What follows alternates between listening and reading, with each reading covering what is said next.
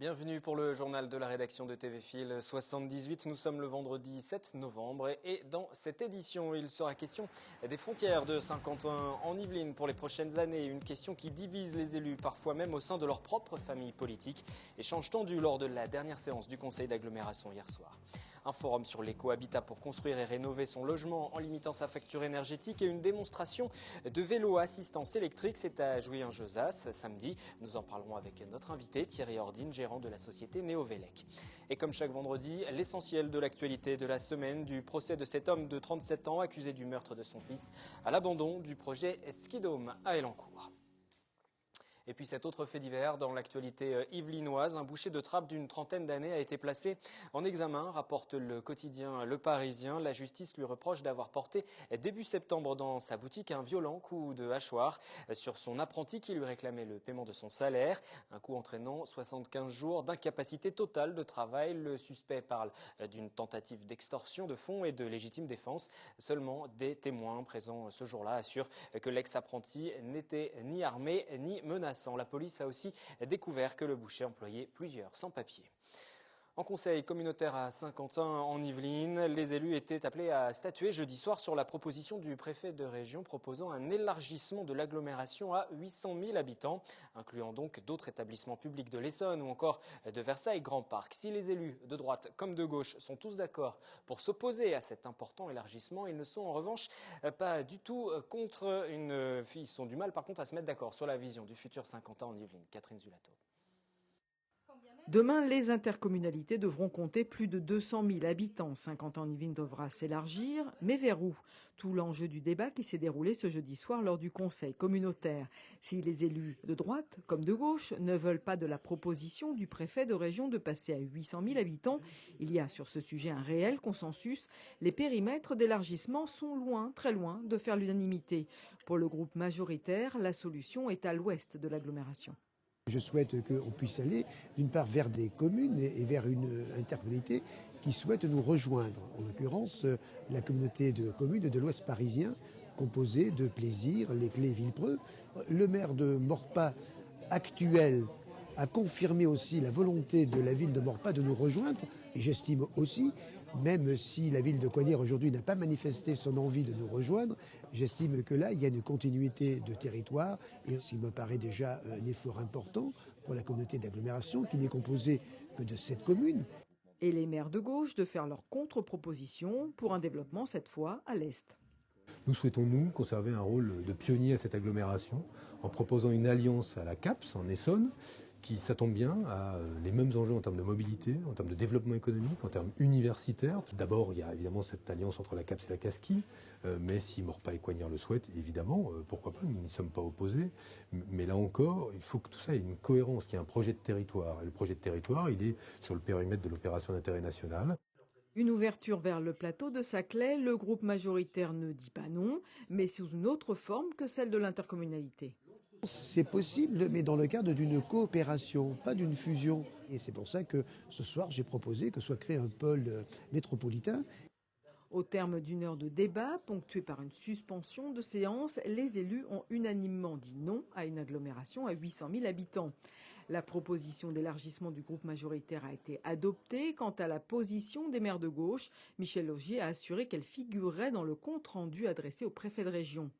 Le 21 décembre prochain, la commission régionale de coopération intercommunale doit se réunir pour examiner l'ensemble des avis rendus par les élus yvelinois.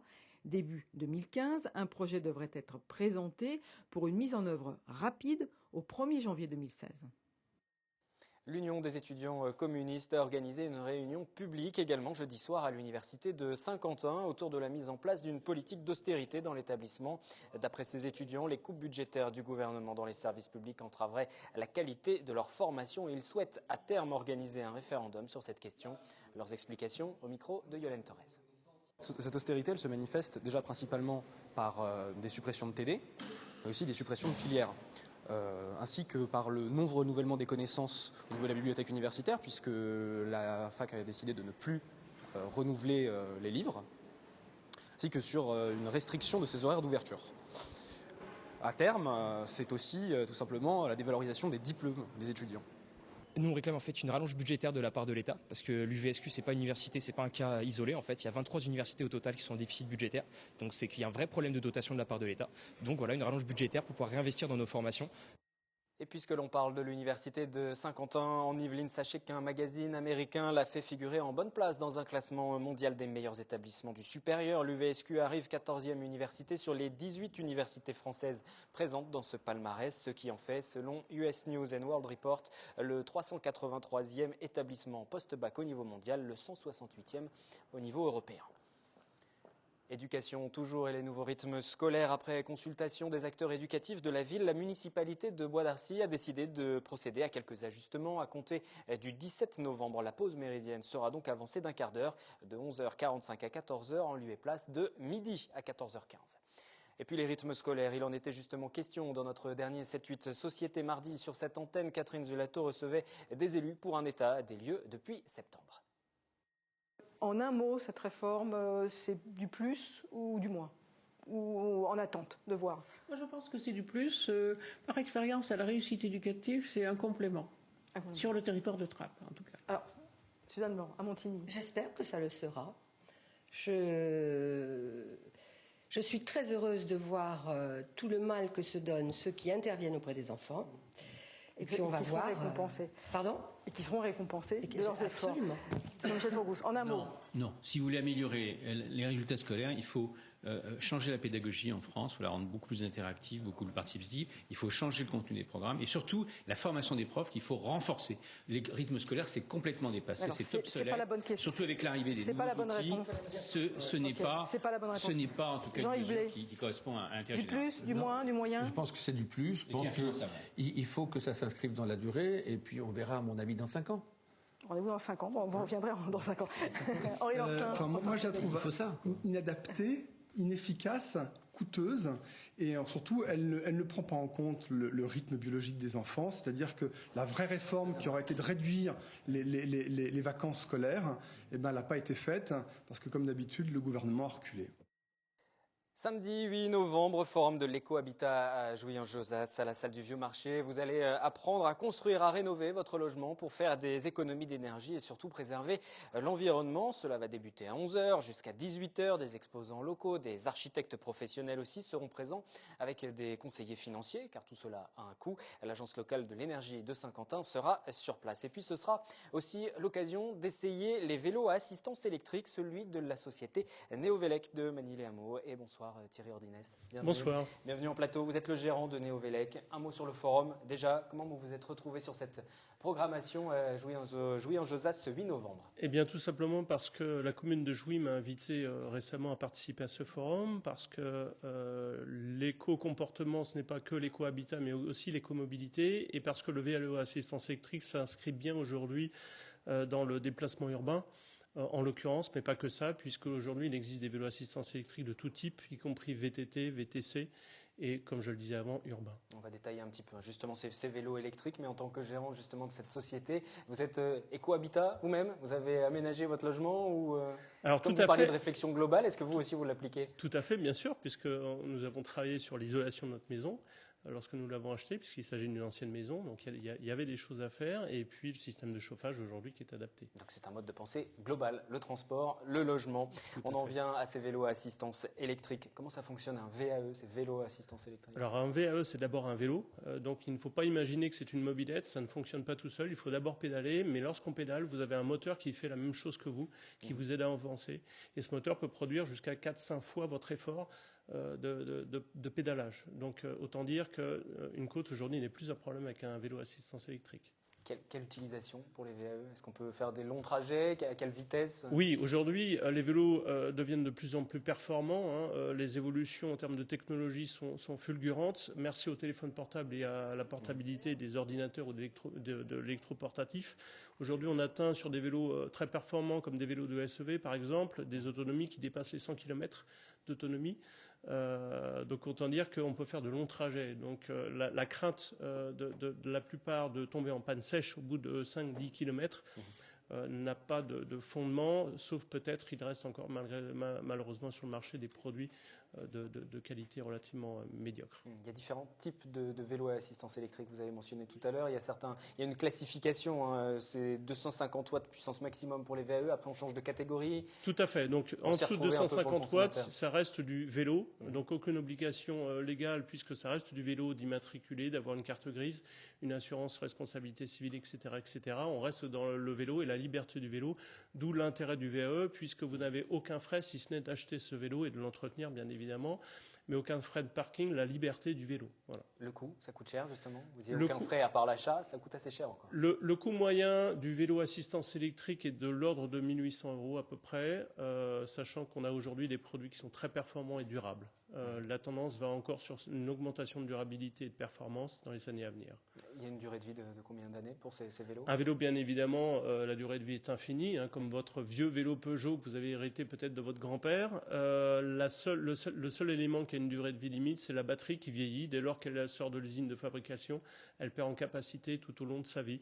La durée de vie moyenne sera peut-être aux alentours de 5 ans sur des batteries 5-7 ans sur des batteries lithium-ion. Pour ceux qui voudraient investir, ça ensuite on peut changer cette pièce, on peut changer la batterie et garder le vélo. Tout à fait, tout à fait. Les batteries sont complètement démontables, interchangeables. Elles sont extrêmement facilement démontables puisqu'on peut la recharger à son domicile. Lorsqu'on habite en appartement, on peut la charger, laisser le vélo en bas, monter avec la batterie. Et ce sont pas comme pour une voiture électrique où il faut une prise et là ça devient plus compliqué dans les appartements, sur les parkings en commun, alors que voilà, par rapport aux maisons, avec les VAE, vous n'aurez pas ce type de problème. Double avantage pour l'environnement, pour le porte-monnaie aussi. À l'usage, ça coûte rien. Alors pour le porte-monnaie, effectivement, en termes de consommation, il faut savoir qu'un vélo assistance électrique consomme l'équivalent de 1 € d'électricité pour 1000 km. Autant vous dire que l'investissement en vaut la chandelle pour celui qui décide, et c'est quasiment la moitié de ma clientèle aujourd'hui, de faire le pas d'acheter un vélo assistance électrique. Certes, l'investissement au départ est important, puisque le coût est quand même important, mais la rentabilité de ce type de transport est évidente. Au-delà, bien sûr, du plaisir de faire du vélo, du plaisir d'aller au travail à vélo sans transpirer. À l'aller, je mets l'assistance maximum, puisque c'est complètement modulable. Au retour, je veux faire un peu de sport, je réduis mon assistance, voire je la coupe. Vous avez totale liberté sur les vélos assistance électrique de moduler cette puissance d'assistance. Vous faites ce que vous voulez. Vous proposez vos solutions pour les particuliers, ce sera le cas demain sur le rendez-vous du forum à Jouy, mais aussi pour les entreprises, les collectivités? Tout à fait. Alors Neovelec, c'est en fait bien plus que d'acheter un vélo assistance électrique. Neovelec propose toute une gamme de services, effectivement aussi bien aux particuliers, aux entreprises qu'aux collectivités, sous forme de vente classique, traditionnelle, mais de personnalisation de vélo assistance électrique et surtout de services de proximité à domicile ou sur site pour les entreprises. Neovelec se déplace.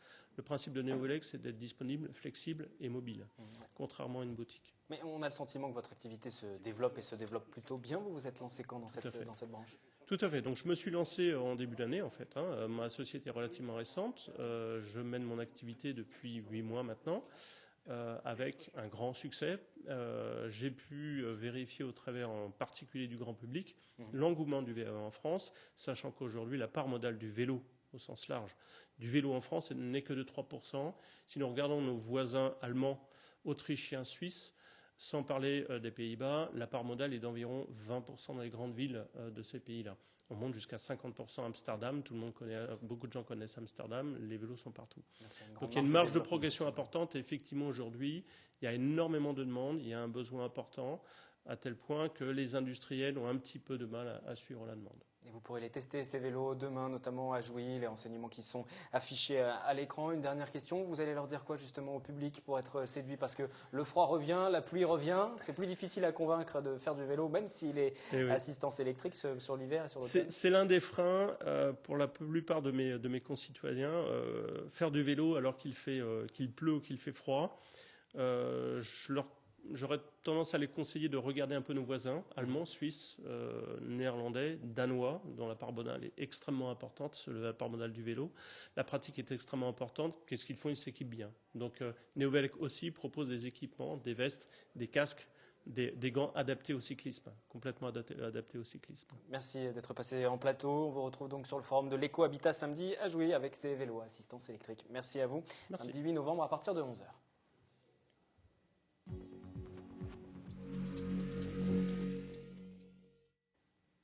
On On en revient à présent, comme chaque semaine, à l'essentiel de l'actualité depuis lundi. On commence par ce coup de froid jeté sur le projet Skidome mardi. La piste de ski couverte qui devait être réalisée sur la colline d'Elancourt n'est maintenant plus d'actualité.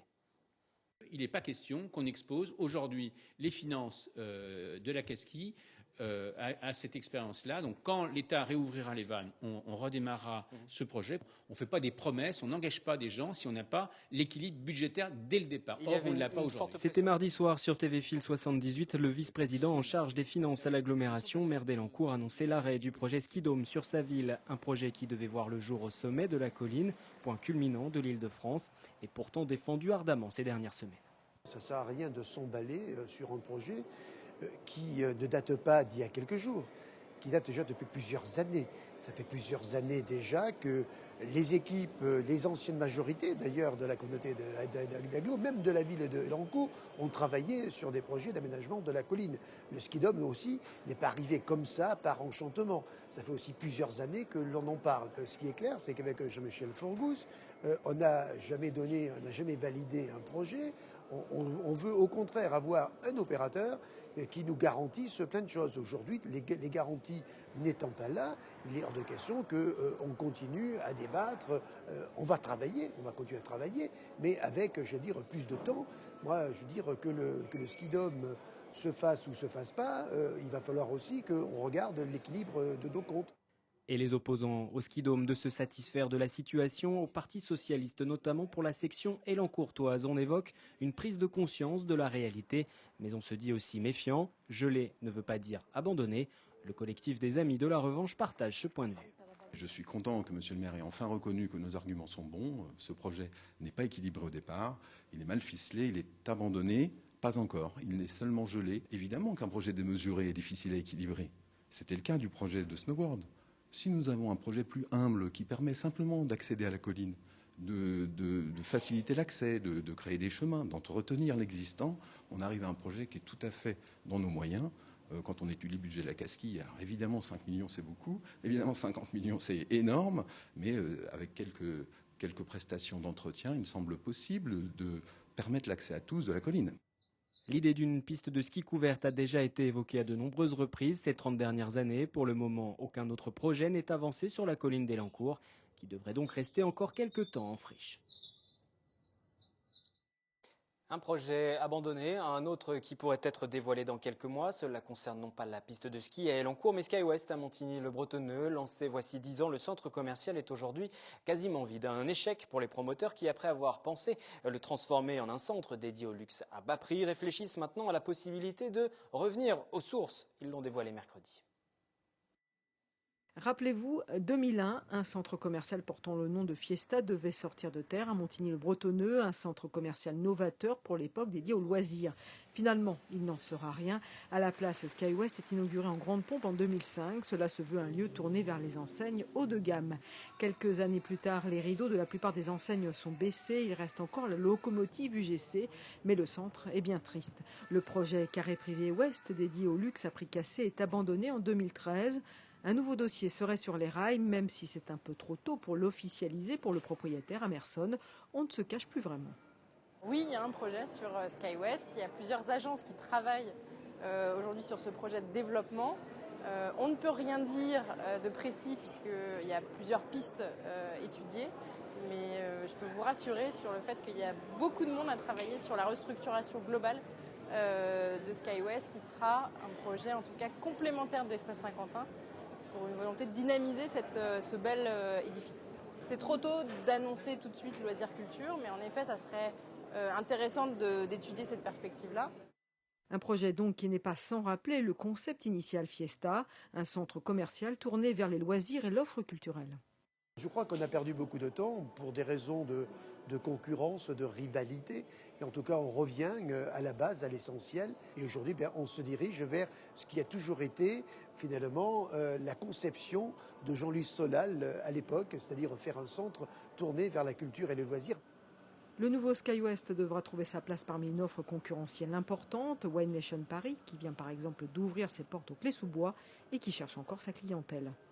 On se demande s'il n'y a pas justement des surfaces commerciales un peu trop nombreuses C'est des questions qu'on peut se poser. Il y a quand même des inquiétudes. En tant que chambre de commerce, on ne peut avoir que des inquiétudes si, justement, ces centres de commerciaux ne se développent pas. La société Amerson veut encore rester discrète. Tout juste sait-on qu'en ce mois de novembre, un salon professionnel pourrait être le lieu de signature d'accords pour de futures enseignes intéressées. Le projet complet pourrait être dévoilé début 2015.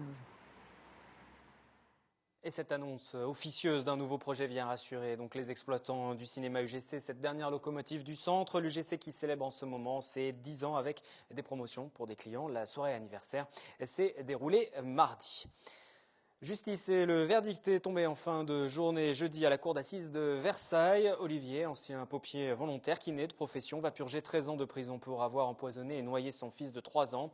Après avoir appris la volonté de sa femme de divorcer, la cour n'a pas retenu la préméditation et a estimé que le discernement de l'accusé avait été altéré au moment des faits. L'avocat général avait requis 20 ans de réclusion à l'encontre de l'auteur d'un assassinat qu'il décrit vengeur et égoïste. Un nouveau plan de lutte contre le vol à main armée est rentré en application dans la grande couronne parisienne. Il sera déployé dans le reste de la France très prochainement. En quoi consiste ce plan? Anthony Reich.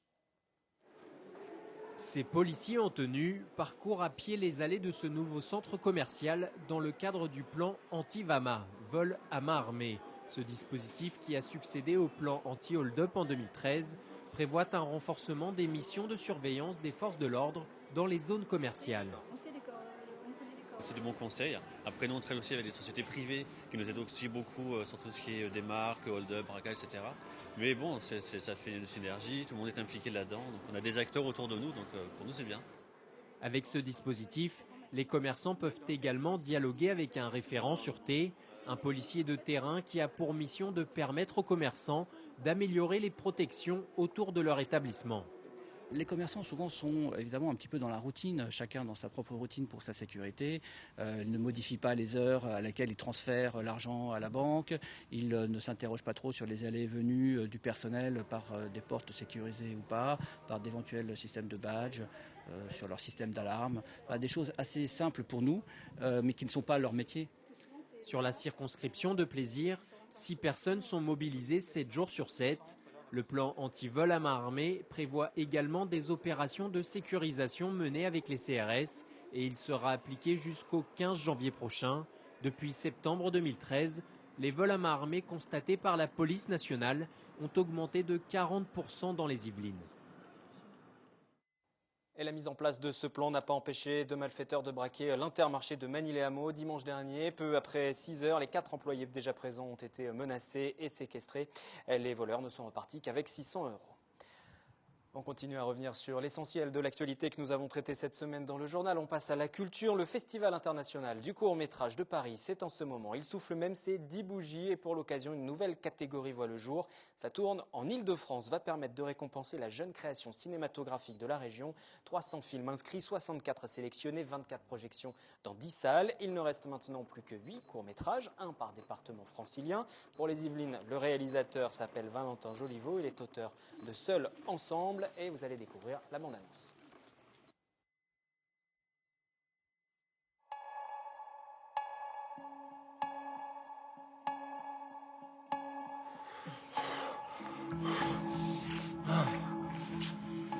Tu viens d'où? Argentine. Je m'appelle Andrea Lucas. Je suis ton petit copain. Qu'est-ce que tu attends de moi, Lucas? Un mec normal. Tu peux pas débarquer ici et tout foutre en l'air. Ouais, c'est Lucas.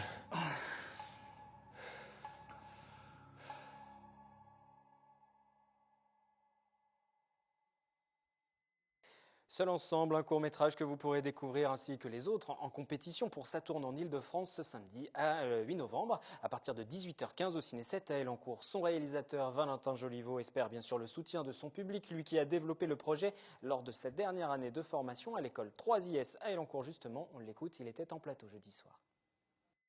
Ça a pris 7-8 mois, environ presque une année en fait à la rentrée de l'école. On me demande déjà d'avoir une idée de scénario. Donc il y a eu un scénario qui a été déjà écrit et puis après on travaille pendant quelques mois dessus avec un script docteur. Donc là qui était qui chargeait de s'occuper de là où il y avait des erreurs entre guillemets de scénario, de dramaturgie, tout ça. Et puis une fois que c'était validé, on passait au tournage. Donc le tournage a duré 1 semaine, donc c'était très court là aussi. Mais voilà, et 1 mois et demi avec la post-production, montage et post-prod. Ça représente quoi justement de défendre un projet comme ça et puis éventuellement d'avoir une possibilité de l'emporter? Ça représente. C'est avant que ce soit une pression, c'est déjà un plaisir qu'il soit diffusé, puisque beaucoup de gens ne connaissent pas le court métrage. Voilà, il y en a qui vont au cinéma pour voir des longs, des têtes d'affiche. Donc c'est l'occasion aussi aux gens de découvrir le court métrage.